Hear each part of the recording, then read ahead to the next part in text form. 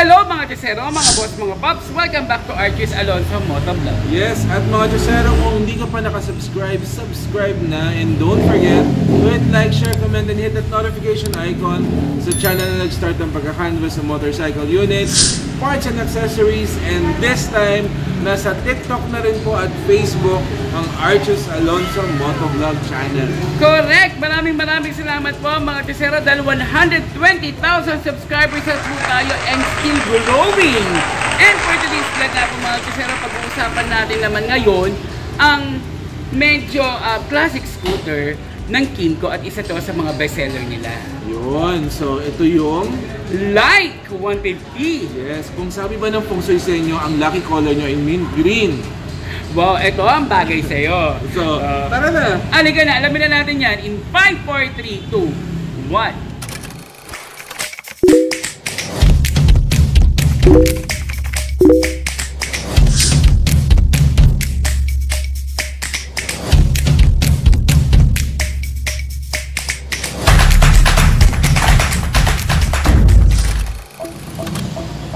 Ayan mga Chesero, nandito po kami sa Cycle Mart Kymco 10th Avenue, Caloocan para pag-usapan natin ang isa sa mga bestseller ng classic scooter ng Kymco. Like mo ba? Like 150. Like na like ko to. Pero bago ang lahat, presyohan na muna natin yan mga Chesero. Ang SRP po nito ay nasa 134,000 pesos. Wow! So alamin natin bakit ganun ang presyo. Tara, mga Chesero. Ayan, sa napapalapit na summer, tamang-tama ang mint green na kulay ng Like 150 ng Kymco. Malamig sa mata, chill lang, at marami pang ibubuga sa kanyang latest feature. So, puntahan natin up close. Ito yung itsura ng kanyang headlight.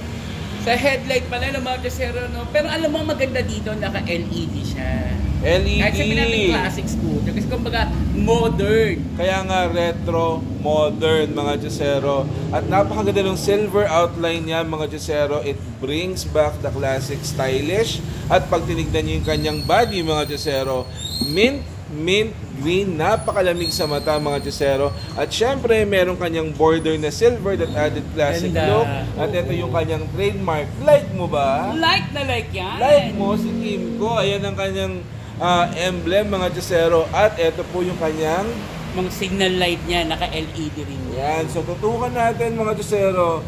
Ayan. Panigurado, maganda ang rehiso ng ilaw, lalong-lalo na sa gabi. Okay. Very shiny mga Chesero. Napakalapad ng signal light niya, no? Ewan ko na lang kung hindi ka pa maging visible sa mga... Yes.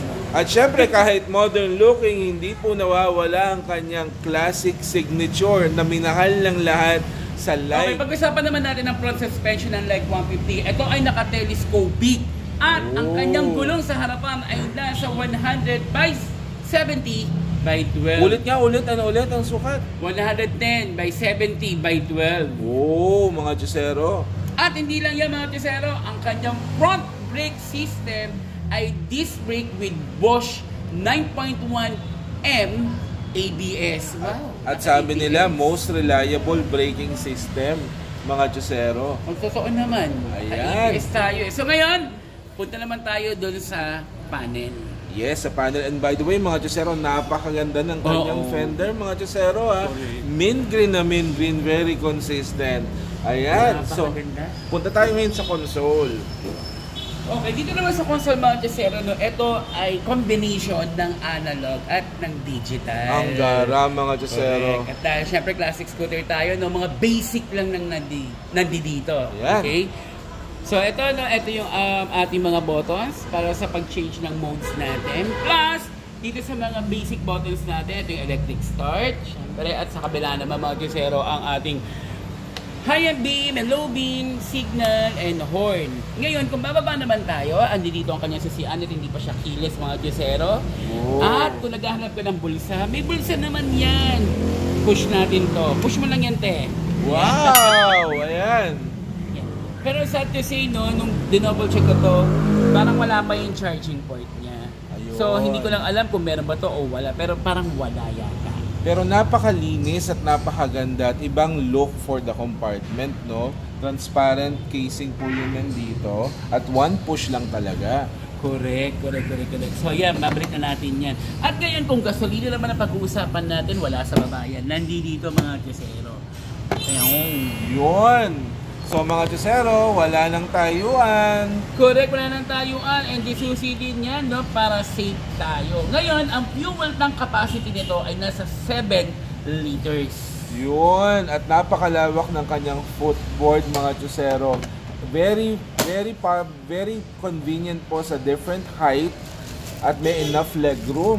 Ano yung binubuksan mo dyan? Ayun nga baka kasi naghahanap ng mga hook yung mga riders natin na may balak po na like 150. Meron po, andito po sa may bandang upuan. So talaga naman talagang mahuhook ka talaga dito sa like, mga Chesero. Ayan, dito na tayo sa seat. Alam mo, no, nakakatuwa siya kasi malapad. So, ibig sabihin, pwede ka talaga magkaroon ng angkas dito. Malapad siya mga Chesero at makikita niyo po sa detailing, quality.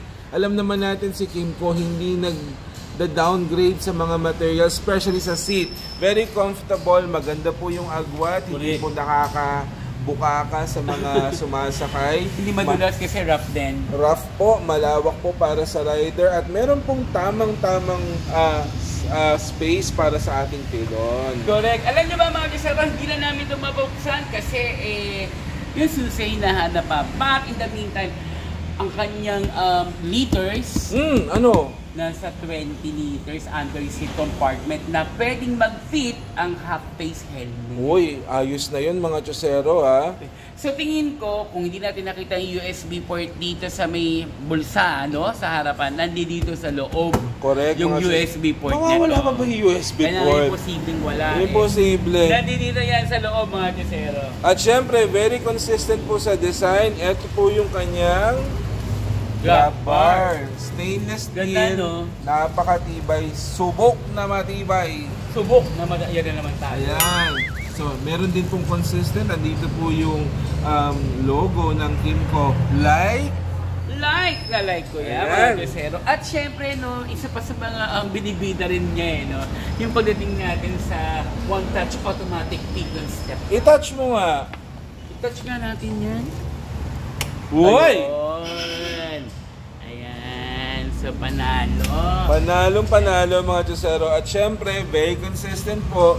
Like po, over mint green. Ngayon, gusto ko makita yung kanyang puwet. Ay, yung likuran.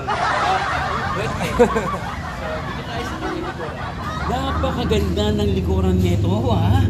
Very very kotse ang itsura sa likuran. Malapad siya mga Chesero at napakaganda ng accent nung plastic na black dito mga Chesero. Then pagbaba, kita nyo na kagad yung kanyang signal light. Very striking red po mga Chesero. Correct, napakalapad po na kanyang taillight mga Chesero, LED, pati rin po yung kanyang signal light. So, ulitin ko lang, no, imposibleng hindi ka pa makita. Masasabi ko mga Chesero, ang Kymco talaga always invest on good rear. Correct, may plate light pa. Yes, syempre, kapag nasa likuran ka, yan ang unang-unang makikita ng mga nasa harapan.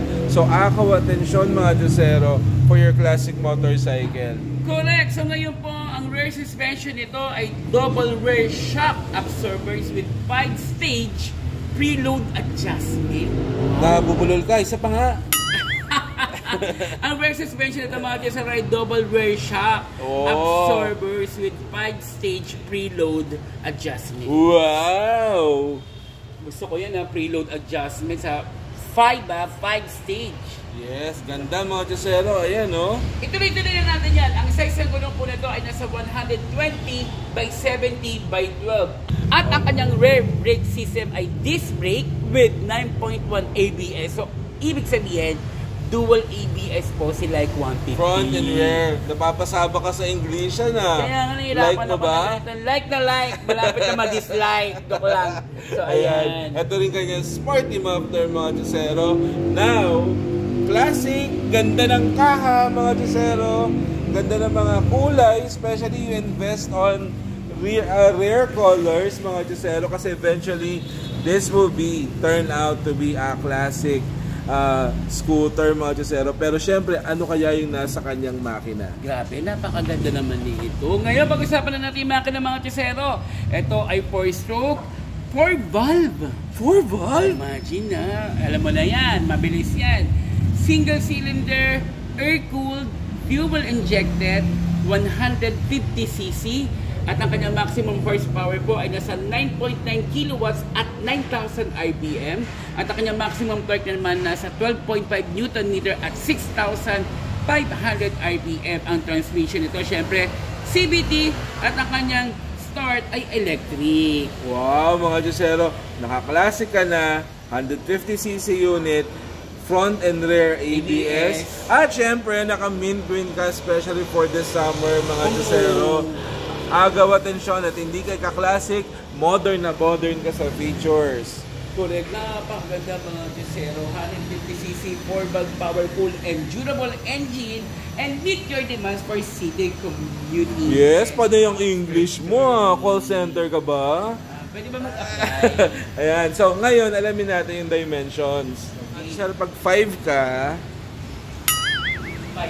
5'5" ka mga Diyosero. Ayan pa yung tsura pag sinakyan mo siya, di ba? Mukha kang masalapi mga Diyosero at ang ganda ng kulay ng kanyang mint green. So ang kanyang frame mga Diyosero, dry weight niya is 115 kg. Tapos ang kanyang length, width and height 1,935 by 690 by 1,145 mm. Ang seat height niya 770 mm na may wheelbase na 1,315 mm. So, kumusta naman po doon? Actually, pakuha nga ako ng juice dyan. Yun! Kasi, ang labak na dito, hindi masikip. So, very comfortable. And then, pag ililiko mo siya, or imamaneuver mo, hindi tumatama sa tuhod. Isa pa nga! Importante, hindi tumatama sa tuhod. Diba? Plus, Yeah. ang lawak lang dito, hindi masikip. Oh. Napakaganda. Chan check, chan check. Uy, lumilitan siya. Diba? Pansin niyo po ba? Medyo lumilitan. Shout out, Delight! Kailangan ba sumama pa sa vlog talaga yun? Ayan. So, happy ako dito mga Diyosero. Kasi happy ako ng tunog dun sa labas. Ayan. So, sa lahat po ng interesado na bumili or kumuha ng light, punta na po kayo dito sa Kimco Cycle Market Avenue. Yan, sino po hanapin? Hanapin niyo lang po si Ma'am Rosana. Andiyan po ang kanyang cellphone number sa screen. Inquire lang po kayo sa kanya. Like, Share, comment, comment, and subscribe. Mga Diyosero, please, mag-comment naman kayo. Ha? Comment lang kayo kung ano pa yung mga gusto ninyong i-vlog namin. At na gustuhan nyo ba rin ba itong like 150? Paki-like lang po. Yes, Archur Alonso Motovlog sa YouTube, sa TikTok at sa Facebook. Thank you so much!